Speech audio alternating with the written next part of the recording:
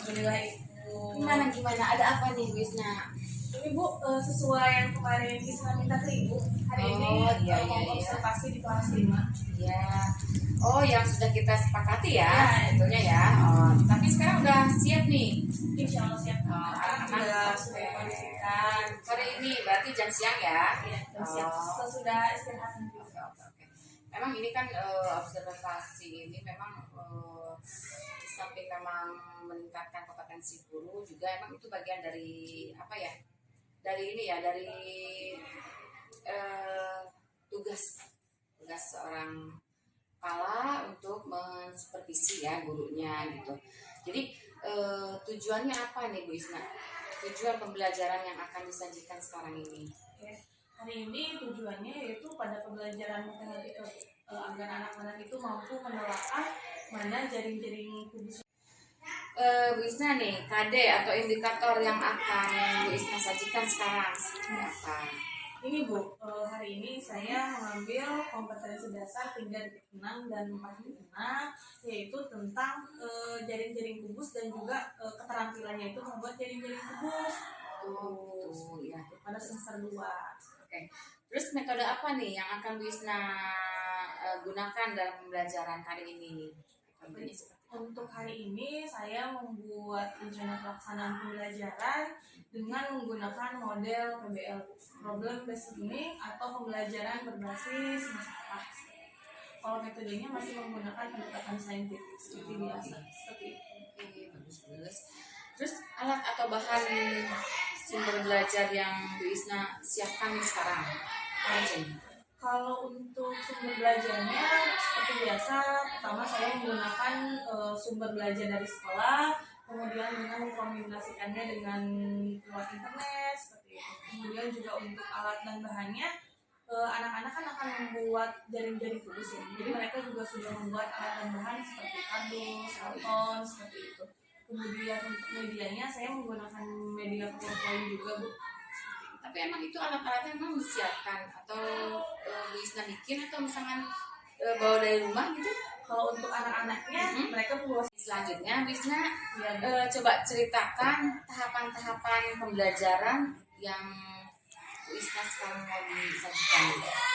Tahapan pembelajaran sesuai dengan tadi yang saya bilang menggunakan model problem based learning Bu. Jadi ada 5 tahapan dalam pembelajarannya.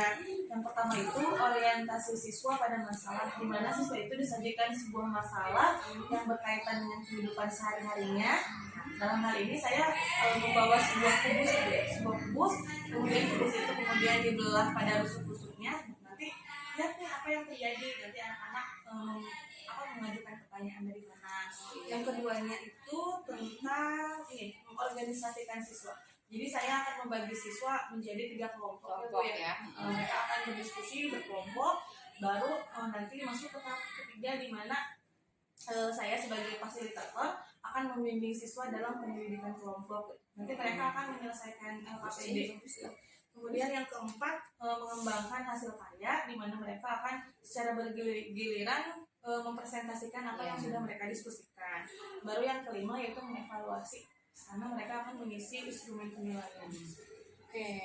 Terus persiapan tertulis apa saja nih yang Bu Isna sudah siapkan? Seperti biasa sih Bu, awalnya membuat rencana pelaksanaan pembelajaran dulu RPP yang dikembangkan dari kompetensi dasar, kemudian menjadi indikator, dari indikator juga dikembangkan lagi menjadi sebuah tujuan pembelajaran, dan menyusunlah rencana pelaksanaan pembelajaran sesuai dengan tujuan yang ingin dicapai. Mungkin dari pendahuluan sampai akhir ya. Terus materi apa nih yang dianggap sulit oleh siswa berdasarkan pemikiran Bu Isna?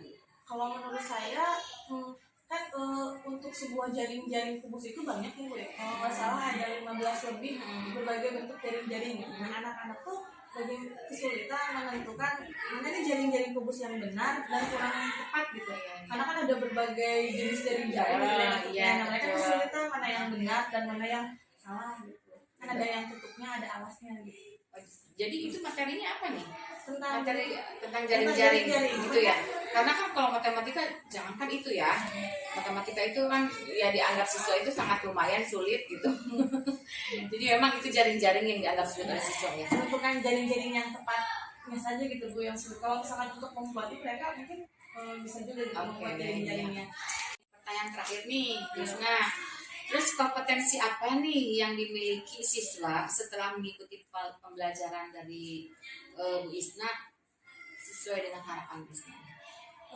Siswa itu diharapkan mampu membuat dan yang pertama itu mampu membuat jaring-jaring kubus dulu ya Bu ya. Nanti kan ketika sudah membuat jaring-jaring kubus, mereka juga akan mencari volumenya, mencari sifat-sifat dari bangun ruang. Yang keduanya mereka mampu menelaah atau menganalisis mana jaring-jaring kubus yang benar dan yang salah.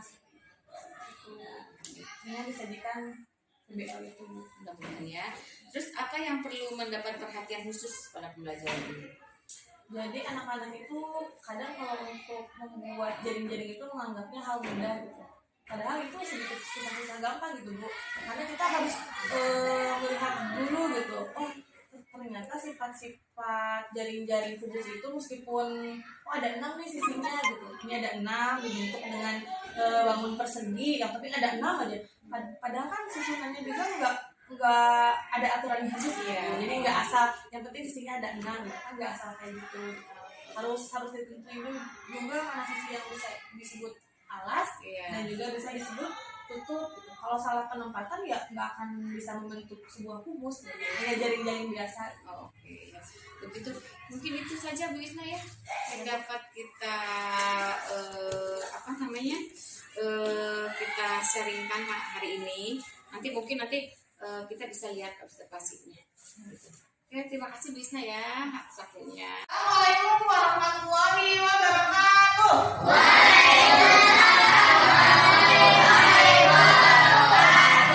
Hari ini ada semua? Kalian harus jaga kesehatan ya. Sekarang itu sedang musim demam berdarah. Jadi kalian harus jaga kesehatan agar selalu rajin ke sekolah dan tidak serangnya. Oke anak-anak? Sebelum ibu melanjutkan pelajaran, seperti biasa, kayaknya mari pimpin doain ya Kak ya. Silakan ke depan kelas pimpin teman-temannya untuk berdoa. Yang lainnya silakan. Silakan Kak. Silakan berdoa mulai.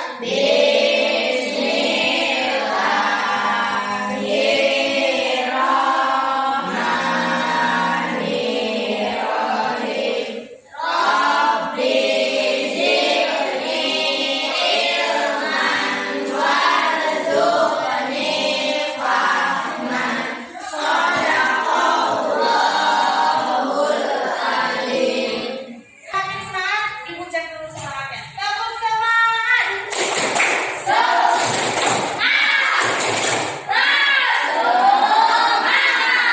Oke, yang nggak fokus berarti belum mandi. Mulai ya. Pagi,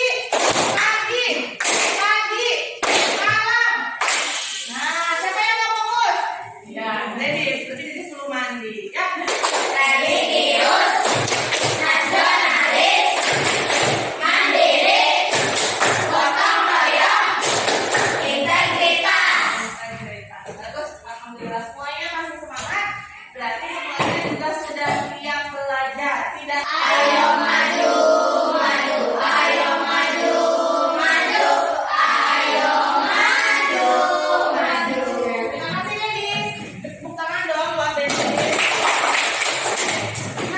Nah, ini akan ibu bacakan lagi. Yang pertama, angkat tangan. Artinya, ketika ibu bertanya pada kalian dan kalian ingin menjawab, maka langkah pertama yang harus kalian lakukan adalah angkat tangan. Seperti itu. Pakai tangan kanan ya, bukan pakai kaki kanan. Yang kedua, bekerja sama atau berkolaborasi. Seperti yang sudah ibu lakukan hari ini, kalian sudah dibagi menjadi 3 kelompok ya. Ada kelompok matahari, ada kelompok bumi, dan juga ada kelompok bulan. Yang ketiga bahagia. Ketika kalian belajar dengan itu harus bahagia, jangan cemberut. Kalau cemberut artinya kalian bukan ingin sekolah, tapi inginnya apa? Ingin tidur ya. Jadi harus bahagia. Ditarik bibirnya, biar senyum, kelihatan giginya ya. sangat tingkat. Kalau kalian sudah mulai ngantuk, keluar kasih muka. Ya, duduk siap. Siap. Gitu ya. Nah, hari ini kita akan belajar tentang bab 4, bab 2 tentang jaring-jaring tubuh. Jaring-jaring tubuh. Ya, itu yang akan kita pelajari hari ini. Nah, tujuan pembelajarannya yang pertama, kalian akan menelaah bentuk jaring-jaring bangun ruang kubus dengan tepat. Ibu, menelaah itu apa? Saya tidak tahu. Menelaah itu artinya menganalisis, mencari tahu, seperti itu. Membawa alat dan bahan yang ibu minta? Nah, itu ya. Karena kita akan membuat jaring-jaring kubus. Jadi, materi sebelumnya ada yang masih ingat tidak tentang sifat-sifat bangun ruang kubus? Yang pertama, siapa yang masih ingat ada berapa jumlah rusuk dalam bangun ruang kubus? Ini 12. ada berapa jumlah rusuknya? 12. Ada 12. Siapa yang masih ingat jumlah apa ya? Jumlah titik sudut dalam bangun ruang kubus. Sidik berapa sidik? Nah, Ini titik sudut dalam kubus itu ada 8 ya. Yang terakhir nih, jumlah sisi dalam kubus. Tadi 6. ada 6 ya. Sekarang kalian bayangkan kelas kita ini adalah bangun ruang kubus ya. Nah, atap, lantai, tembok kanan kiri, tembok depan belakang itu namanya sisi yang menutup ya. Itu seperti itu.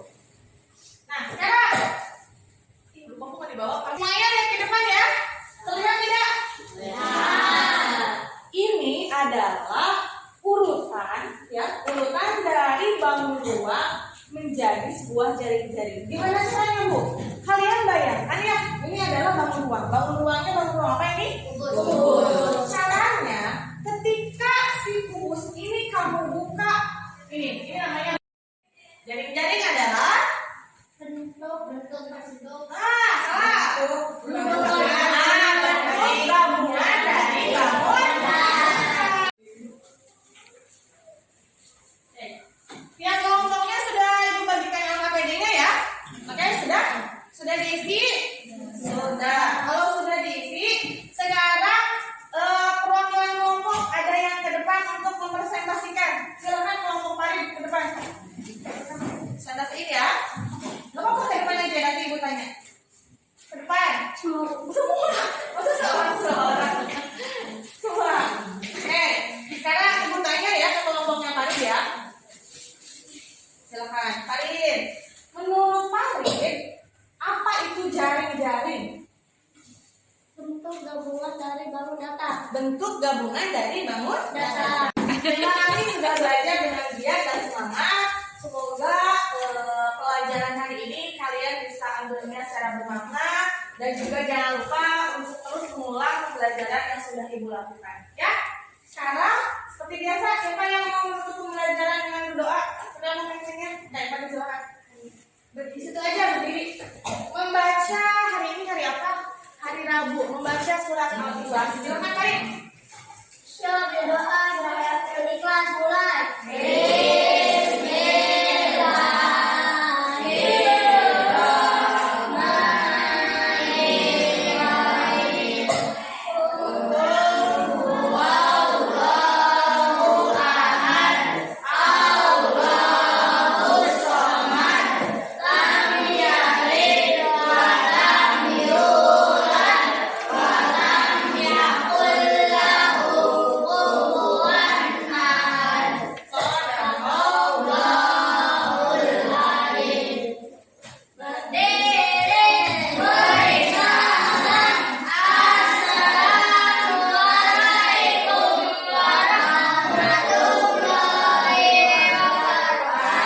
Waalaikumsalam warahmatullahi wabarakatuh. Selamat siang, Bu Isna. Apa kabar? Alhamdulillah, selamat siang Bu. Sebentar kita akan membicarakan ya hasil supervisi akademik yang pernah kita sepakati itu ya, Bu Isna ya. Sepakat kan kita sekarang untuk memberikan Bu Isna refleksi gitu. Ya Bu. sepakat karena dalam pembelajaran kemarin saya masih banyak kekurangan dan itu perlu masukan ibu untuk diperbaiki gitu seperti itu. Itu termasuk refleksinya. Refleksinya coba gimana kegiatan dari supervisi yang kita lakukan waktu pembelajaran waktu itu bisa. Jadi ketika pembelajaran kemarin itu, ketika saya melakukan refleksi banyak yang harus diperbaiki. Salah satunya itu ketika saya belum menyusun pembelajaran sesuai dengan profil pembelajar siswa, yaitu siswa dengan metode belajar secara kinestetik dan juga siswa dengan pembelajaran secara audio. Nah saya belum melakukan itu. Oh gitu ya. Terus Bu Isna memiliki rencana ke depan sebagai rencana tindak lanjutnya itu dari supervisi itu yang dilakukan Bu Isna itu gimana? Rencananya saya ingin menyusun materi dan juga media pembelajaran yang sesuai dengan profil pembelajar siswa. Contohnya ingin membuat pembelajaran untuk siswa yang audio dan juga untuk siswa yang kinestetik. Bagus ya. Terus persiapan apa saja nih yang Bu Isna persiapkan untuk rencana tindak lanjut? Kemarin saya sudah mempersiapkan materinya dan juga sudah mencari media pembelajaran yang sesuai, sudah menyusun materi berdasarkan kategori audio dan juga berdasarkan kategori kinestetik. Tapi ada juga tambahannya untuk visualnya, karena tidak ada anak yang secara visual gitu. Gitu ya.